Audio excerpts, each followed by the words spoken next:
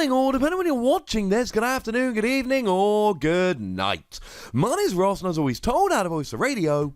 So today, we need to take a look at the new Japanese set. That's right, ladies and gentlemen. Sun and Moon 12A, what we believe, and all the information we've had leads us here, is going to be the very last of the Japanese sets, at least in terms of Sun and Moon. That is before we move on to this Sword and Shield trading card game.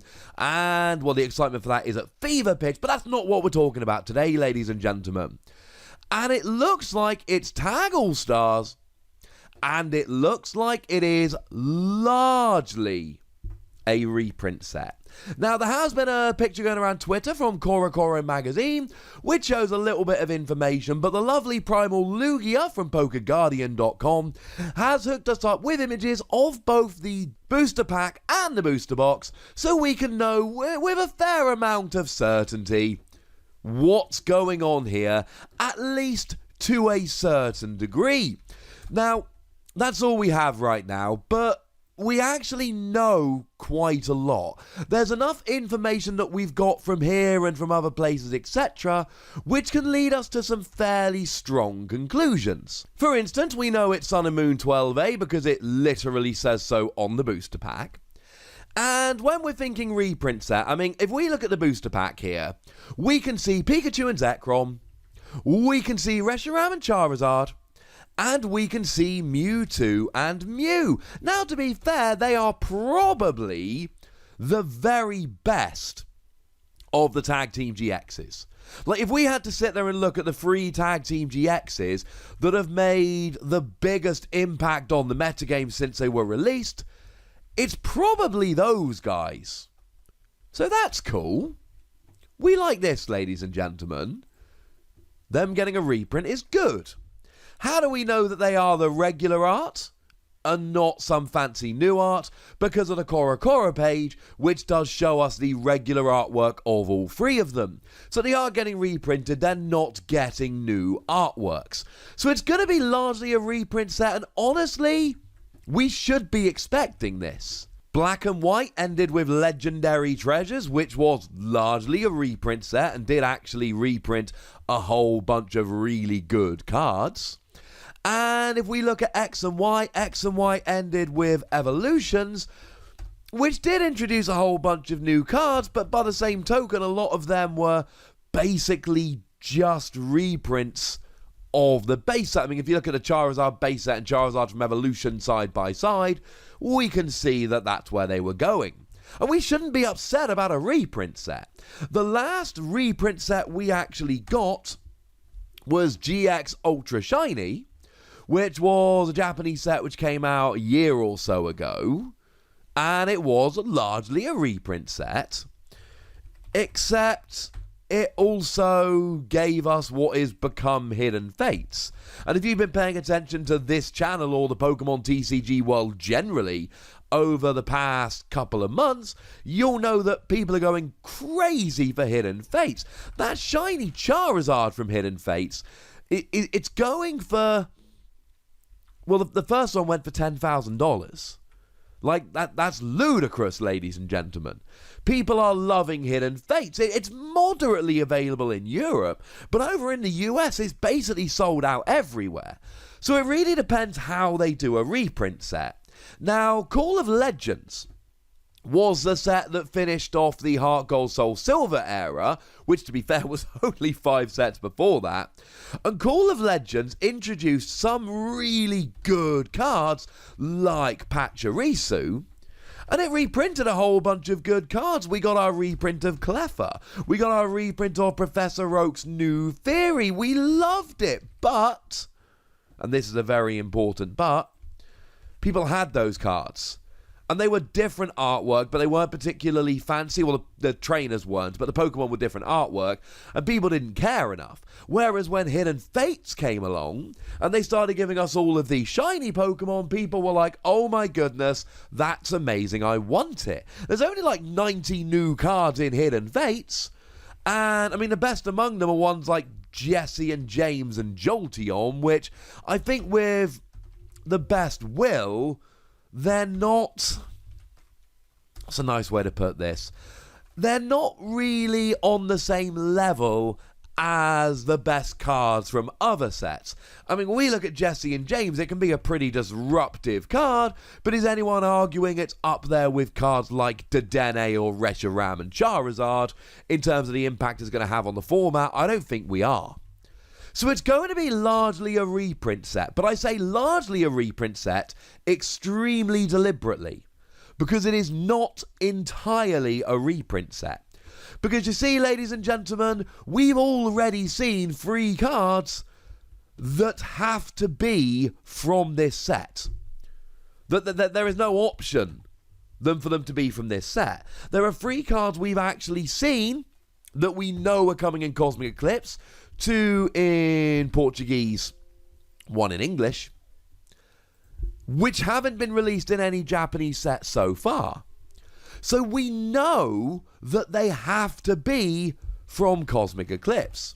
And starting off with, I mean, clearly the most exciting of all of them, it's got to be the Baby Trio Tag Team GX. Togepi, Igglybuff and Cleffa Tag Team GX.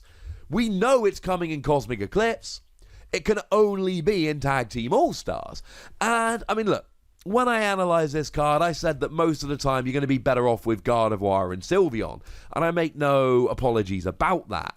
Free energy, 120, flip a coin until you get tails, 30 more for each heads is fine, but for the same energy cost, Gardevoir and Sylveon can do 150 and move the energy round, so most of the time I'm going to want to be using Gardevoir and Sylveon here. I do adore the GX attack, and I mean, if you're at all interested in the Pokemon trading card game, you've got to love the GX attack. I mean, you get to take another turn for just 2 energy, and then if you've got 16 energy on, your opponent shuffles all their bench Pokemon and all cards attaching them into their deck. No, it's never really going to work, even if you go absolutely nuts with cards like Morgan. I mean, if you look at the top 10... 12 cards of your deck with Morgan and hit all basic energy, you're still 4 energy away from getting this working. Maybe an expanded using stuff like Xerneas with Geomancy and Aromatisse to move the energy around, and also building in stuff like Max Elixir. But no, even that I don't think is ever going to work. Your opponent's going to take KOs. Fine, okay, I get it, but that doesn't make me any less excited for the card. Now, we've also seen Misty and Lorelei search your deck for free water energy, but if you like, you can discard 5 cards from your hand, and your water Pokemon can use their GX attacks again. That sounds pretty gosh darned exciting to me.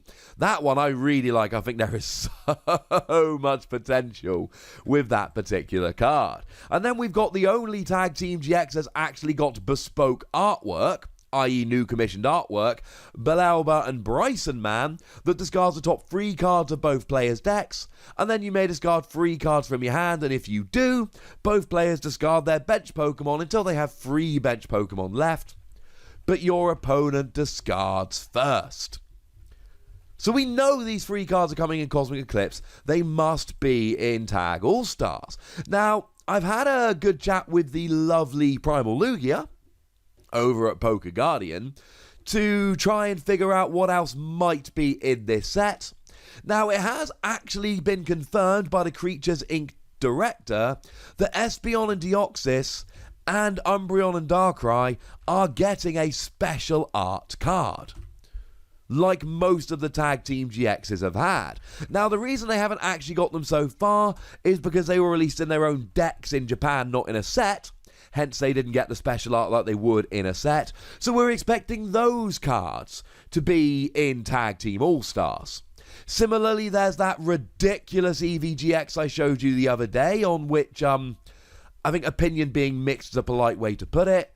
And it's not been announced how that's coming in Japan, so it is extremely likely that that is going to be in that particular set. And similarly, we haven't talked about how Japan is going to be getting Trevenant and Dusknoir Tag Team GX, so that presumably has got to be in the set as well. So we know enough to know that there's got to be a bunch of new cards in the set, because we've seen them. Will there be any more? Probably. It's going to be largely a reprint set, But there's going to be some new stuff, and you know that every new thing that is released, I will be on it straight away. Before we finish, we do just need to remind ourselves that now that we got a booster box image, we've also got an image of 3 Pokemon on the side using artwork from the set. We've got Mimikyu, we've got Whimsicott, and we've got Eevee. The problem is, if this is going to be a reprint set, we might get existing cards reprinted with new artwork. So we don't even know if these are new artwork or just plain reprints, so pass, ladies and gentlemen, pass. But that's what we know about it for the time being, and I would be delighted if you would tell me what you think about all of this and make some predictions. Go nuts in the comment section, ladies and gentlemen, but please do remember to be nice. And then make sure you like this video, subscribe to this channel, follow me on Twitter at The Wassy, and Twitch for some live action at twitch.tv/PTCGRadio. If you want to support the channel, get some bonus podcasts and all that, head on over to patreon.com/PTCGRadio, where you can do exactly that. And please do make sure you're checking out youtube.com/WassyPlays, where we talk about a whole bunch of games that don't even have any Pokemon in. But by far the most important thing, as always, look after yourselves till next time, would ya? Thank you very much for watching. My name's Ross, and you've been watching PTCG Radio.